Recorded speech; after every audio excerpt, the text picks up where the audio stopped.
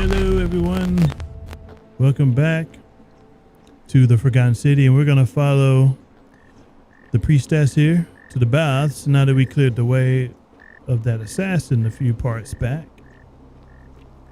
And we can't follow too closely, otherwise people will think we're going to the baths together. We can't have that now, can we? So let's see what we got here.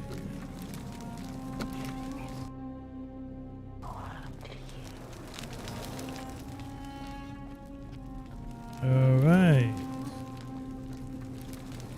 So this is where we were to start the game. We came walking through this place, but it was all broken up.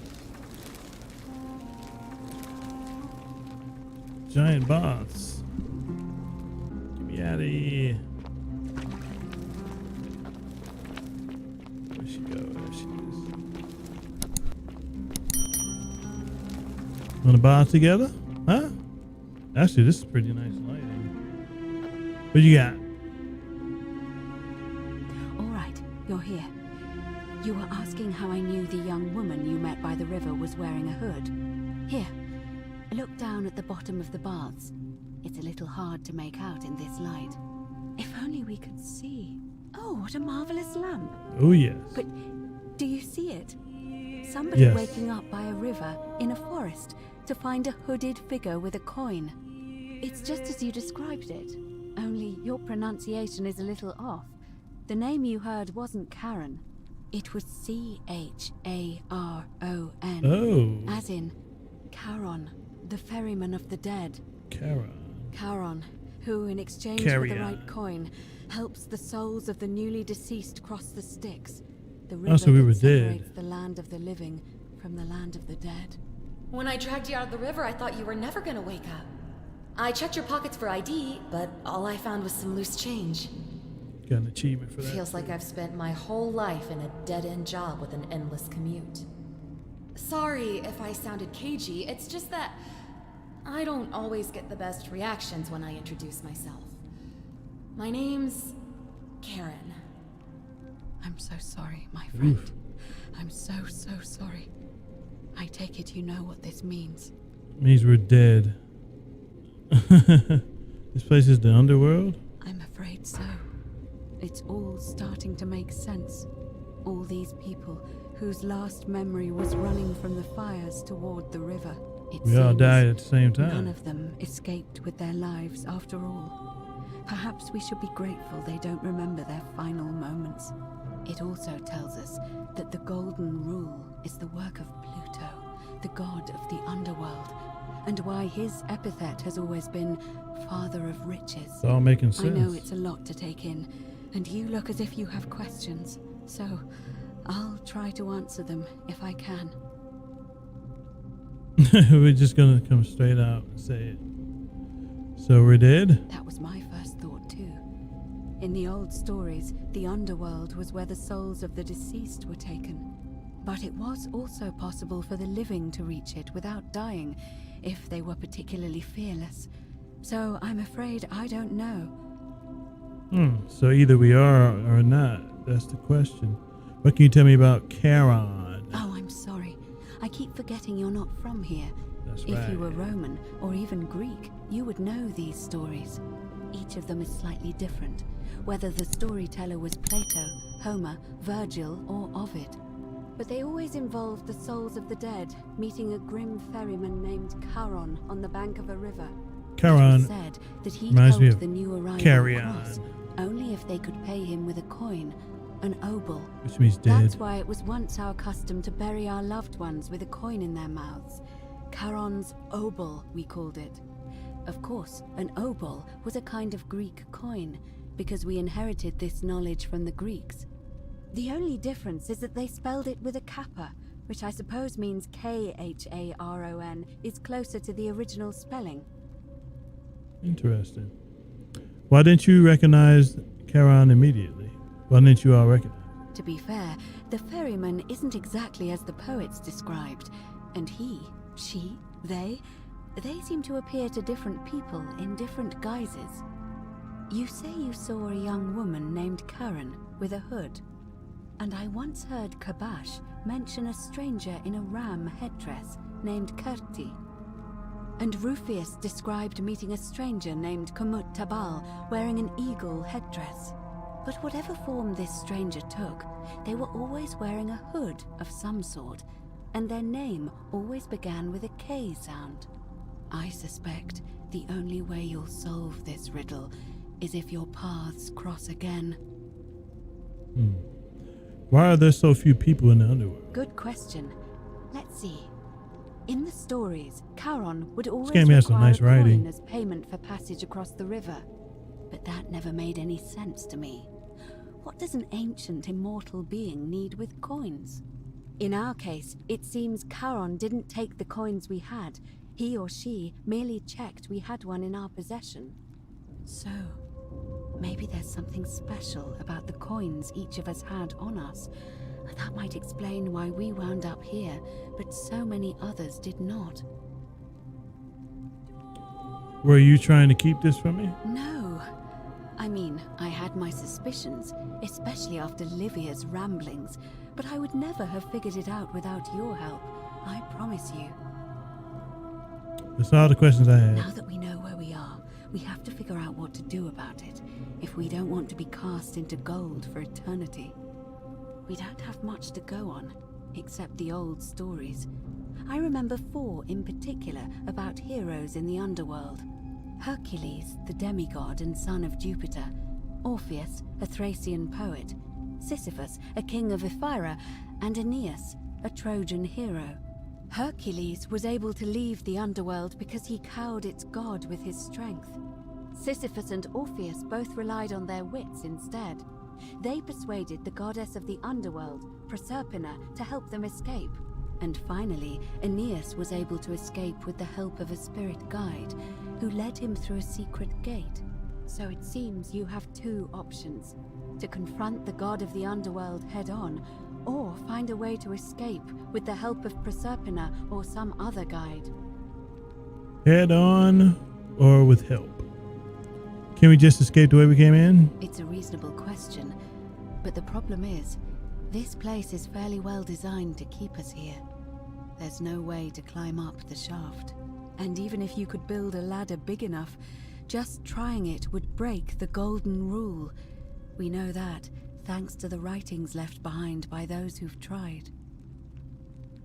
I noticed you seem uncomfortable calling the god of the underworld by his name. Why is that? All Romans try to avoid saying it, and the reason is quite simple. He might hear us. You may refer to him as Pluto, if you wish, but you'll only be calling attention to yourself. Do so at your own peril. Tell me more about escaping with the help of Proserpina. As I mentioned, both Orpheus and Sisyphus were said to have persuaded Proserpina to help them escape, and Aeneas was guided to the exit. The problem is, those are the stories of a poet, a self-aggrandizing king, and a brawler about their own heroic deeds, so they should be taken with a grain of salt. First, Proserpina. What we do know about her is, well, it's a grim tale. It's said the god of the underworld abducted and dragged her here against her will, forcing her into marriage.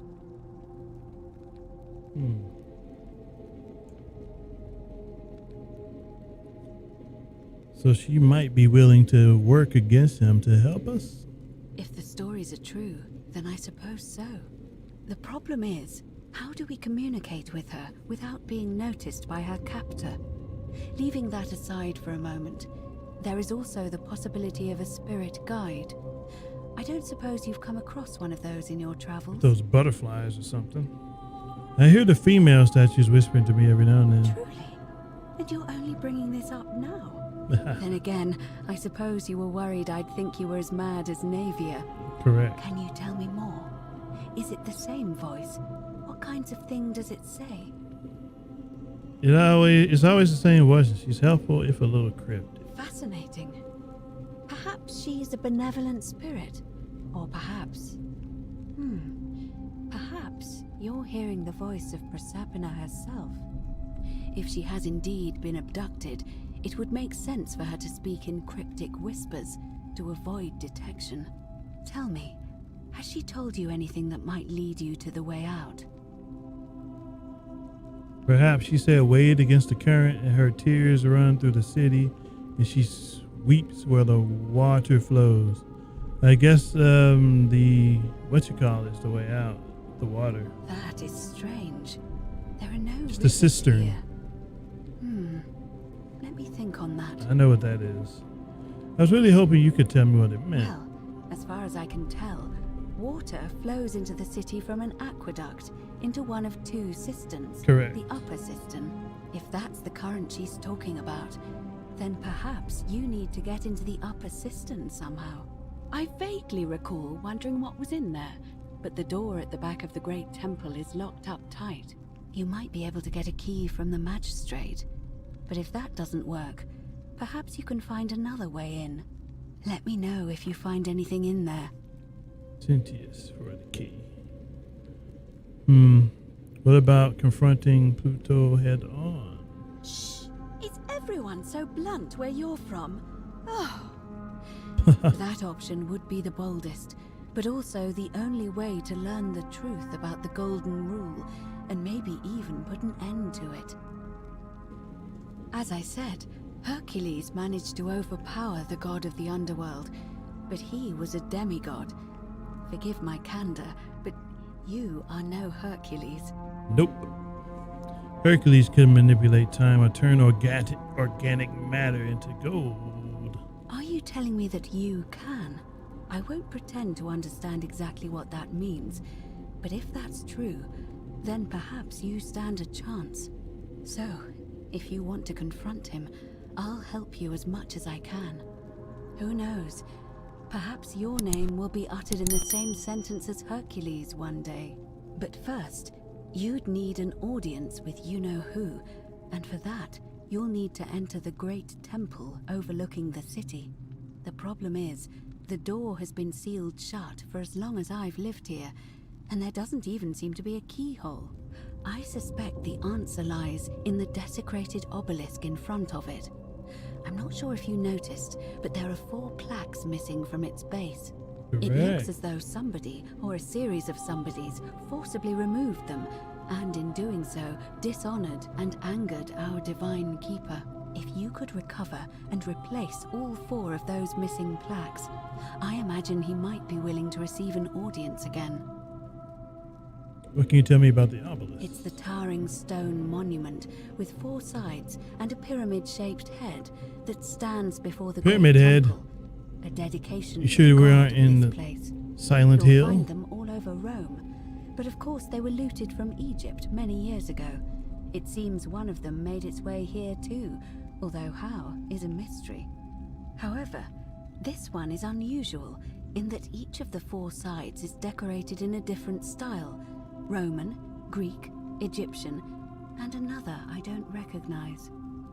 That means you'll need to recover 4 different plaques: Roman, Greek, Egyptian, and a 4th, a mystery plaque. A Herculean task.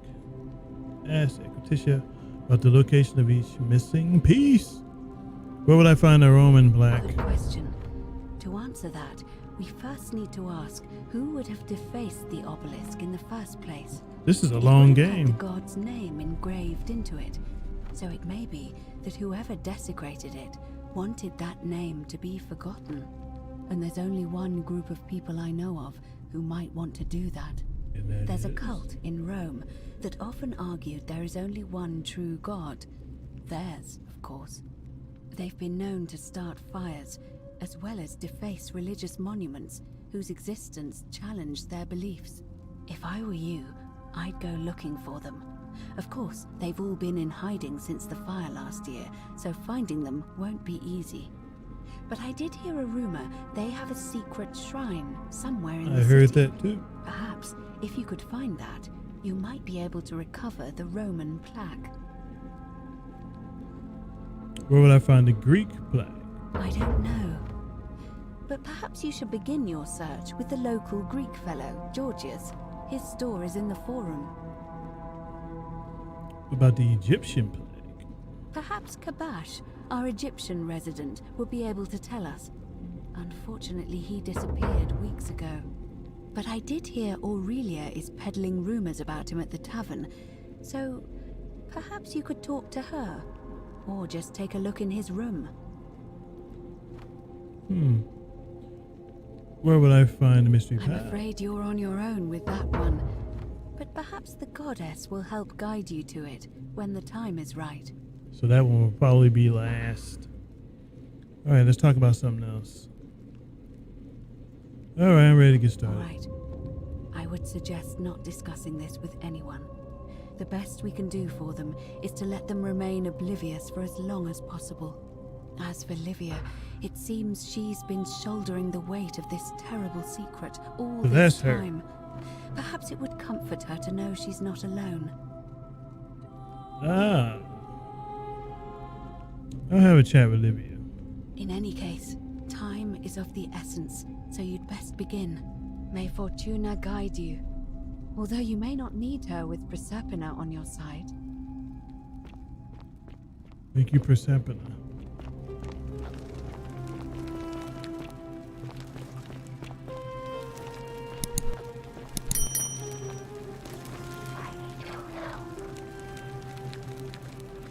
Ave again. Did you find what you need?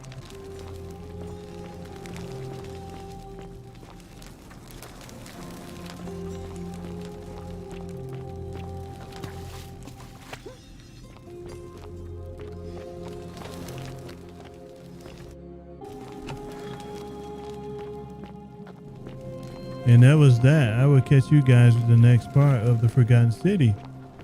Feel free to leave a subscription if you're really feeling daring, because I'm worth it. And if you like the video, leave a like and or comment, and I will catch you next time.